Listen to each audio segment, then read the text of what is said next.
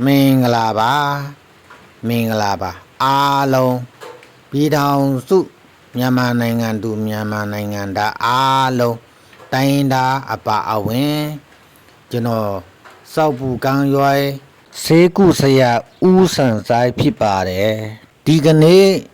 ကျွန်တော်လာပြောချင်တဲ့အရာကတော့ဆုတောင်းပြည့်စေတီတော်တိဆောက်ဖို့ရန်အတွက်ပဲဖြစ်ပါတယ်ခင်ဗျာ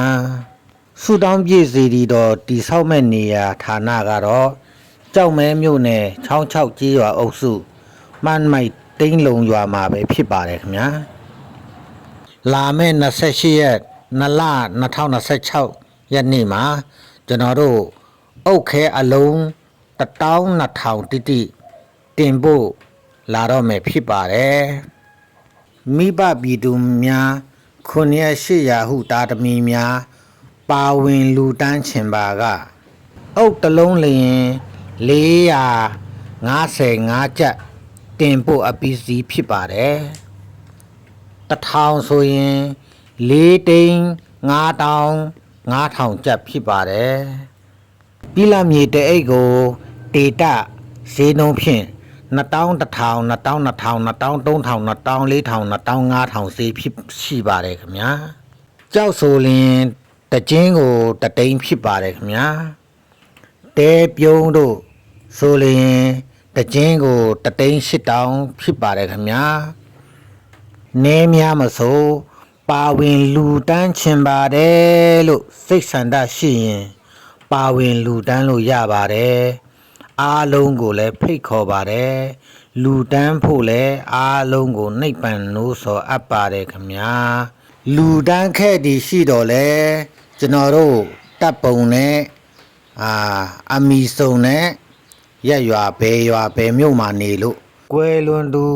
ဘဒုကိုရည်စူး၍လူတန်းခဲ့ပါဒီစသည်တို့ YouTube ပေါ် Facebook ပေါ် TikTok ပေါ် WeChat line ပေါ်မှာတပါတဲ့တင်ပေးမှာဖြစ်ပါတယ်ခင်ဗျာလူတန်းချင်ပါတယ်လို့စိတ်ဆန္ဒရှိရင်ဆရာရဲ့ကေပေး QR တင်ပေးထားပါတယ် QR ကုတ်ကိုစကန်ဖတ်၍ကျွန်တော်ကျမဒီလောက်လူတန်းပါမယ်လို့အကြောင်းကြားဖုံးဆက်ခေါ်လို့ရပါတယ်ခင်ဗျာဆွေးနွေးလို့ရပါတယ်ခင်ဗျာဓာတုကိုစိတ်နှဖျားကျမ်းမာချမ်းသာ၍လူနိုင်တန်းနိုင်ပြောနိုင်ပြုံးနိုင်ရှင်နိုင်ကြပါစေ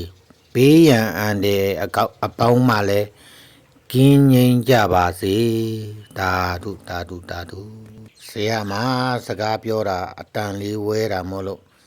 အမပါရင်လည်းခွင့်လို့ကြပါလို့